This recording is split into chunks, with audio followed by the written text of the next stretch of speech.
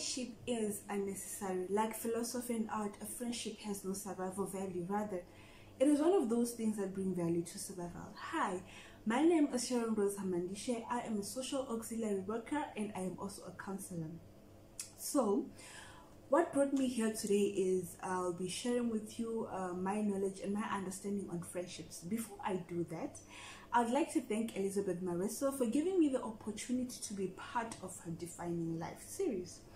So, the defining characteristics of a friendship is a preference for a particular person, meaning that my definition and your definition could be different. But if you look in the dictionary, it will tell you that the definition of a friendship is a state of being friends, a state of being in a friendly relation, or a state of being attached to a person. Well, that all sounds nice, but it doesn't cover the fact that a true friendship is a relationship that can survive the test of time and still remain unconditional. A friendship for most people is a combination of affection, loyalty, love, respect, and trust. The general traits of a friendship include similar interests, opinions, beliefs, or hobbies. It also includes mutual interest, admiration or appreciation, attachment to each other. It also includes a desire for regular contact with that person. You know, the constant feeling of wanting to communicate with that person constantly. It also involves shared knowledge about one another's lives, emotions, fears, or interests. In order for one to experience a friendship, that person needs a true friend. The emotional safety that is provided by a friendship means not having to weigh your thoughts or measure your words. A true friendship is when someone knows you better than you know yourself, you know? When that person can take a position in your best interest in a crisis. A friendship goes beyond spending time together. It is also long-lasting. So when I spend time with someone, it does not mean that we are friends. We could just be spending time together, but we're not friends. So the definition of a friendship can mean different things to different people. To me, it means a voluntary relationship between two or more people that is relatively long-lasting. I also believe that friendships frequently develop through shared interests in which the people involved learn that their association with one another is mutually gratifying, meaning that it gives, you know, that satisfaction. For some people, it is simply the trust that someone will not hurt you. But let's be honest with each other. Most people that hurt us are our so-called friends. But for others, it might be the unconditional love or the need of wanting a normal companionship. Whatever your definition is, I believe that a friendship is often considered as a mutual and agreeable relationship between individuals, and that's a good thing, as it has been said that a person who finds a true friend has found a priceless treasure. So a friendship is really one-sided. I believe that a friendship is two-sided, or it's both ways, you know, both ways, yourself and the other person, because it takes two individuals to negotiate the boundaries in a relationship, and a friendship will not survive very long if one person is making the effort to sustain the relationship without any help or recognition from the other person. I believe that if you are the only one putting effort in that friendship, you could possibly be in a friendship alone, because it takes both negative and positive experiences to define a personality. It is essential to build your friendship with someone, like with people who are compatible with you on both an emotional and psychological basis. Yeah. Sustaining a friendship across a lifespan, however, can be very difficult. This is because people's lives, people's lifestyles and interests change as they age. As we grow older, our lifestyles and our interests change. They're no longer the same as they were before. I will share with you some barriers to sustaining lifelong friendships. This include the first one is changes in lifestyle. For example, if one friend has a child and that friend is married, and there is that one that is not yet married, that is still searching. Yeah, I believe that the two may really struggle to relate because the other one is married and the other is a mother, and the other one is just trying to get to that level. So I feel like it will be really hard for them to relate. Yes, some others make it work, some do make it work, but I feel like it also has challenges. The second one is geographic distance. Childhood friends often walk next door. Like back then we used to just go next door and your friend is right there. But when time together requires a plane or a long ride, the friendship is harder to nurture. The third one is time constraints. Like people's lives tend to become more demanding as they get married, have children, become caregivers for aging parents, embark on challenging careers, and accrue more financial obligations. Finding time for friends can be difficult in adulthood. I believe it could be very difficult in adulthood, especially when friends have very different lifestyles or do not live near each other. The fourth one is shifting understanding of friendship. Well, there is no right way to have a friendship. There is no right way to have a friendship. One of the challenges of sustaining a friendship is finding a shared understanding of what the friendship should look like. And it also depends on how frequently you talk, what you talk about, and how openly you discuss disagreements. There are friends that don't discuss disagreements at all. Okay, there are some strategies that I'll share with you that might be helpful for making friends. There are people that will be like, it's so hard for me to make friends.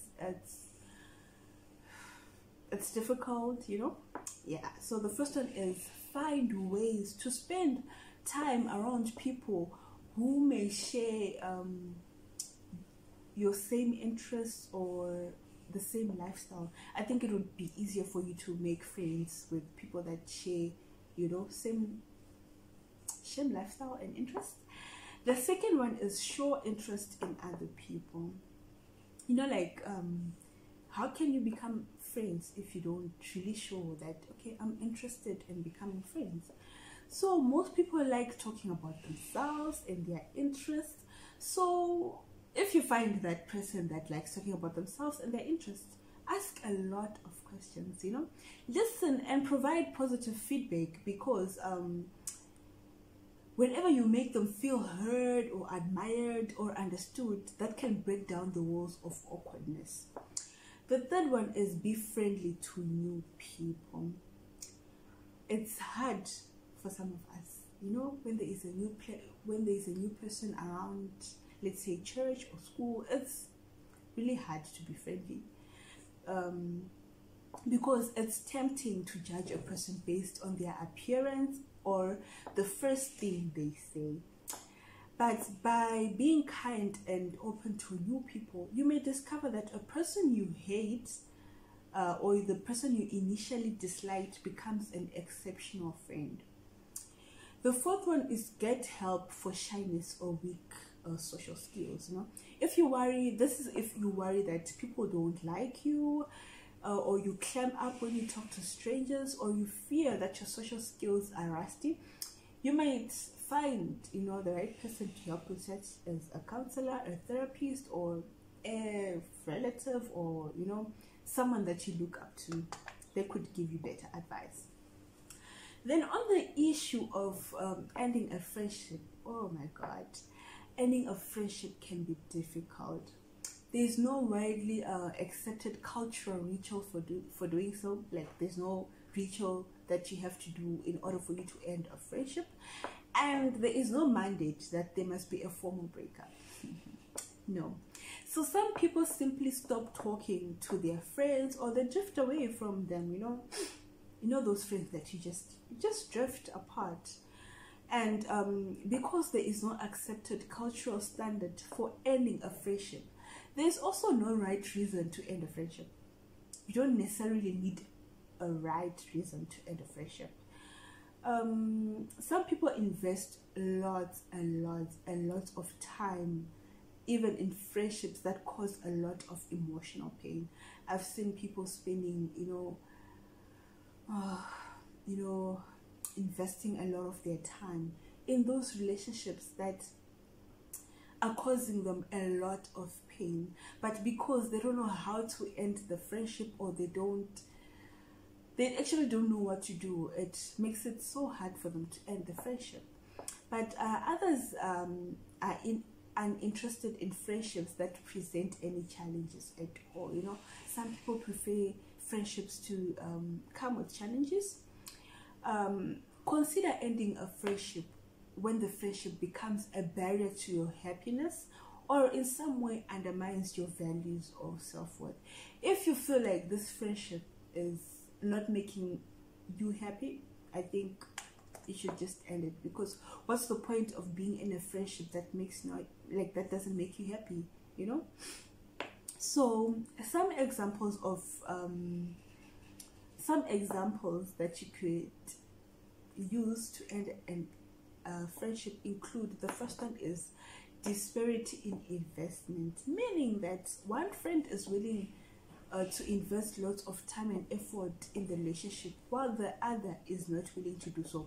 Well, I could say end that friendship, because like I mentioned earlier on, that a friendship is both ways. It shouldn't be one-sided.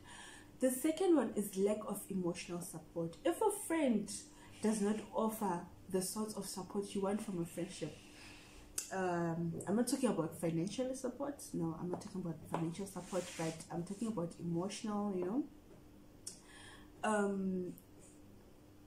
consider discussing this with them. If it does not change, it might be time to end the friendship. Before you can end the friendship, talk to that friend and tell them that, what, this is how I feel about this friendship. Then the third one is negativity.